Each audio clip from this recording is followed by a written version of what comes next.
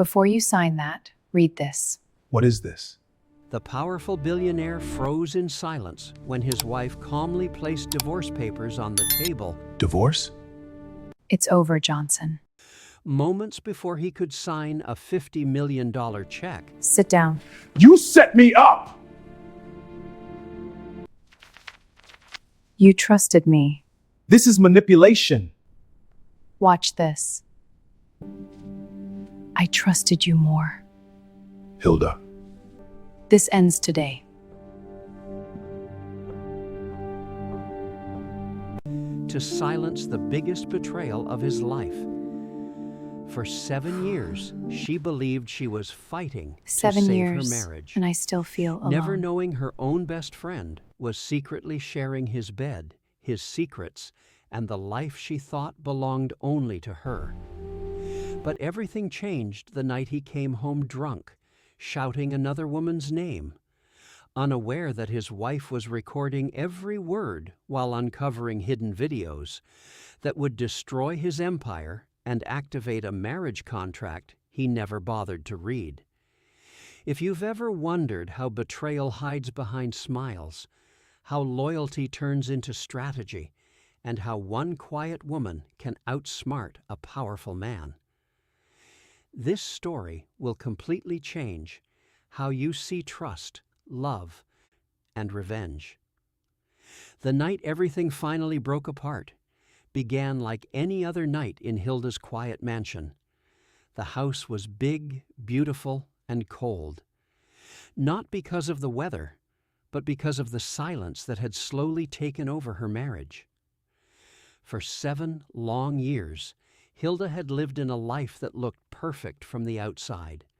She was married to Johnson, a powerful billionaire and CEO of a massive trust investment company. People admired them. Friends envied their lifestyle. Social media showed smiling photos, luxury vacations, and elegant parties. But behind closed doors, the truth was very different. Johnson was 45 years old, confident, charming, and extremely successful. Every morning he left the house early, dressed sharply in expensive suits, and drove away in one of his luxury cars. In every evening he returned late, sometimes after dinner, sometimes after midnight, and every night Hilda waited. Hilda, 33 years old, worked from home as an accountant for a respected law firm. She was intelligent, calm, and deeply loyal. At the beginning of their marriage, she believed Johnson was her soulmate.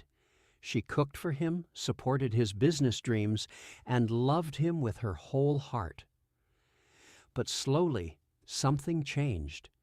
Johnson stopped eating the meals she prepared. He would walk past the dining table without even looking at her. He stopped asking about her day. He stopped touching her. Even in bed, he became distant, cold, and uninterested. At first, Hilda thought it was stress. Maybe work is too much, she told herself. But weeks turned into months. Months turned into years. Loneliness began to sit beside her every evening. Finally, she gathered the courage to talk to him. One night, she sat across from him and said softly, "I feel like you are no longer here with me, even when you are sitting right in front of me." Johnson looked irritated. He said he was tired. He said business was demanding. He said she was overthinking. But Hilda did not give up. After many conversations, arguments, and tears, they agreed to visit a marriage therapist. For a moment, things improved. They attended counseling sessions together. They spoke honestly. They listened. Johnson began coming home earlier. He even smiled again. For 3 months, Hilda felt hope returning. She believed they were healing. Then suddenly, Johnson stopped going. He said therapy was useless. He said he was too busy. He said the counselor was wasting his time and money. Hilda begged him to continue, but he refused.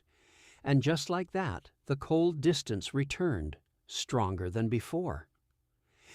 Feeling lost, Hilda turned to the person she trusted the most, her best friend, Troya. Troya had been part of Hilda's life for many years. She knew their love story. She attended their wedding. She laughed with them in photos. She hugged Hilda during difficult times. Whenever Hilda felt hurt, she called Troya, and every time, Troya listened patiently. "Don't worry," Troya would say gently. "Johnson is just busy. Successful men go through phases like this." When Hilda cried about feeling neglected, Troya comforted her. "He loves you," she would insist. "Just look at your wedding pictures. The way he looks at you, that is real love." Sometimes Hilda felt relieved after these conversations, but sometimes something felt wrong. A small voice inside her whispered that Troya's words sounded too defensive, almost like she was protecting Johnson. Hilda tried to ignore the feeling until one day something strange happened. Johnson told Hilda that Troya was pregnant. The information shocked her. Why was her husband telling her such personal news about her best friend? 3 days later, Hilda asked Troya directly about the pregnancy. Troya avoided eye contact. She said she did not know who the father was. She refused to explain further. That moment planted a deep seed of suspicion in Hilda's heart. Still, she had no proof, so she stayed silent. Years passed like this. Quiet suffering, unanswered questions, and growing emotional distance, until the night everything changed. Johnson came home drunk, very drunk. Hilda had rarely seen him like this before. He stumbled into the living room, shouting angrily at no one. His voice was loud, broken, and filled with rage. "Troya, you are a bastard!" he screamed. The name hit Hilda like lightning. Her heart started beating fast. Without thinking, she grabbed her phone and began recording. Johnson continued shouting, unaware she was watching. "Return my $3 million, he yelled. "If you claim you lost my son, give back my money. I will take back the farmhouse I bought for you in Florida on your 30th birthday. Ungrateful soul." Hilda froze. Her hands trembled. Every word felt like a knife cutting through years of doubt. Her best friend, her husband, money, a farmhouse, a child. It all began making terrible sense. For the first time in their entire marriage, Hilda picked up Johnson's phone while he was too drunk to notice. Her breath stopped when she opened it. Videos, photos, messages, intimate moments between Johnson and Troya, vacations together, hotel rooms, private laughs, romantic scenes, evidence from years, not days or weeks. 7 years of betrayal. Tears filled her eyes, but she did not scream. She did not cry loudly. Instead, something inside her became very calm, very clear. That same night, she called Troya. Her voice was steady. "Do you own a farmhouse in Florida?" Hilda asked. There was silence on the other side.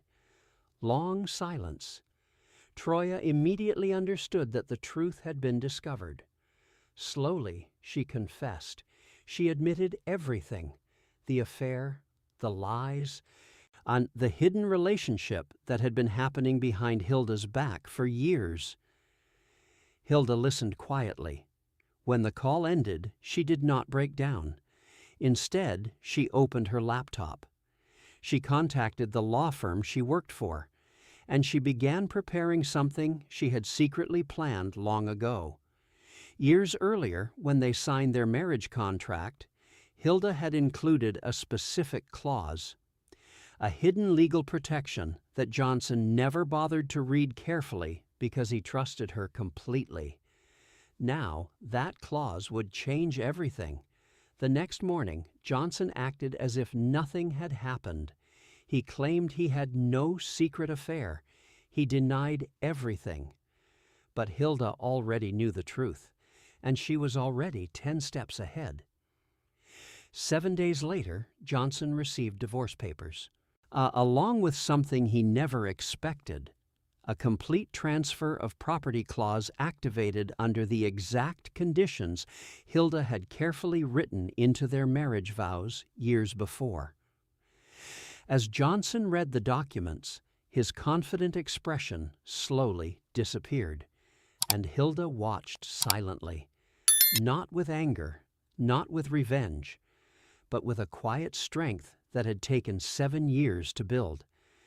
And that was only the beginning of what was about to unfold. Johnson stared at the divorce papers like they were written in a language he did not understand. His hands shook slightly, but he tried to hide it. "What is this?" he asked, forcing a small laugh as if it were a joke. Hilda did not answer immediately. She sat calmly across from him at the large dining table, the same table where she had once waited every night with warm meals he never touched. The morning sunlight entered through the tall windows, making everything look peaceful. But inside the room, tension filled the air like a heavy storm waiting to explode. "It's exactly what it looks like," Hilda said quietly. Johnson leaned back in his chair. He tried to regain control of the situation. For years, he had been the one with power, in business, in social circles, and even in their marriage. "This is unnecessary," he said. "You are overreacting." Hilda's eyes did not move. She had cried enough over the years. Today, she felt different, stronger. "I am not overreacting," she said softly. "I am responding." Johnson's jaw tightened. He flipped through the pages quickly, his confidence slowly turning into confusion. "What is this clause?" he asked suddenly. Hilda folded her hands together. "It is part of our marriage contract," she said. "I never agreed to this," Johnson replied sharply. "You signed it," she answered. Silence fell between them. Johnson read the section again, the complete transfer of property clause. If he violated specific marital conditions, ownership of certain assets would legally transfer to Hilda. He remembered signing the contract years ago without reading every detail. At the time, he trusted her completely. He assumed it was standard legal language. Now, that decision felt like a trap closing around him. "You planned this?" he asked, his voice rising. "No," Hilda said calmly. "I protected myself." Johnson slammed the papers onto the table. "This is ridiculous. I never cheated." Hilda slowly picked up her phone. She pressed play. The room filled with his drunken voice from the recording, shouting about Troya, about money, about the farmhouse in Florida. Johnson's face turned pale. "That was just drunken nonsense," he said quickly. Hilda did not argue. Instead, she opened another video, then another. Clips of him and Troya together, laughing, touching, traveling. The evidence spoke louder than any words. Johnson stood up suddenly, pacing across the room. "This is not what you think," he said.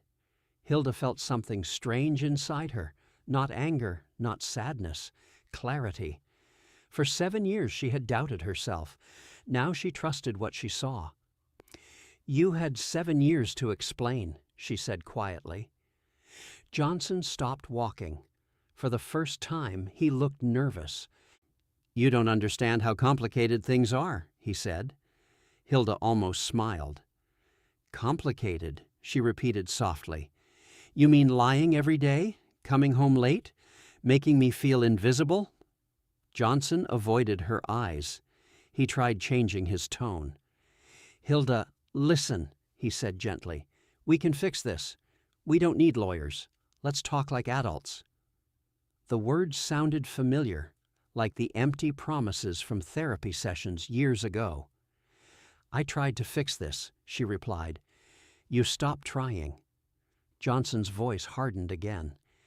"If you go through with this, you will destroy everything." Hilda looked around the house slowly. "Everything was already destroyed," she said. The silence that followed felt heavy. Johnson grabbed his phone and walked away, making calls to his lawyers. His voice became louder as frustration grew. Hilda remained seated, watching him carefully. For the first time in years, she did not feel small. She did not feel afraid. She felt free. Later that day, news began spreading quietly among their close social circle.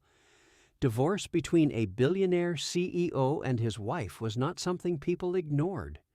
Messages started appearing on Hilda's phone. Some friends expressed shock. Some showed support. Some simply wanted gossip. Hilda ignored most of them. Instead, she focused on preparing herself emotionally and legally for what was coming next. Meanwhile, Johnson's anger turned into desperation. He met with his legal team immediately. "They cannot enforce this clause," he said confidently. But as lawyers reviewed the documents, their expressions changed. "It is legally valid," one of them said carefully. "You signed this contract willingly." Johnson felt heat rising in his chest. "There must be a loophole," he demanded. "We will look," the lawyer replied, "but it will not be easy." For the first time, Johnson realized he was losing control. Back at the house, Hilda received an unexpected message. It was from Troya, a long message, apologies, excuses, regret. Troya claimed she never meant to hurt her. She said things had become complicated. She said she felt trapped. Hilda read the message slowly. Each word felt heavy. She remembered years of conversations, years of comfort that now felt like betrayal. Troya had listened to her cry about her marriage while secretly sharing a life with her husband. The thought hurt deeply. But Hilda did not respond immediately. She closed the phone and walked outside into the garden. The air felt fresh. For the first time in a long while, she noticed the sound of birds, the warmth of sunlight, the feeling of breathing without pressure. Inside the house, Johnson continued moving back and forth, making calls, arguing, trying to regain control. But something had changed. Hilda was no longer waiting for him, no longer begging for attention, no longer hoping he would change. That night, Johnson tried one more approach. He approached her calmly. "Hilda," he said softly, "we have history together. We built this life together." She looked at him quietly. "Yes," she said, "and you destroyed it." He hesitated. "People make mistakes," he said. Hilda nodded slowly. "Yes," she agreed, "and people face consequences." Johnson's face hardened again. "You think you can win this?" he asked. Hilda did not answer. Instead, she stood up and walked away, leaving him alone with his thoughts. But what Johnson did not realize was that this was only the beginning. Behind the scenes, deeper secrets were starting to surface. Secrets about money, secrets about Troya, and secrets about choices Johnson made that could change everything. Not only their marriage, but his entire empire. And as the next days unfolded, the situation began moving in directions neither of them had expected. The next few days felt like a storm slowly growing stronger. Inside the mansion, everything looked the same. The expensive furniture, the large glass windows, the beautiful paintings on the walls. But emotionally, nothing was the same anymore. Johnson walked around the house like a man searching for something he had already lost. Hilda moved quietly, but with purpose.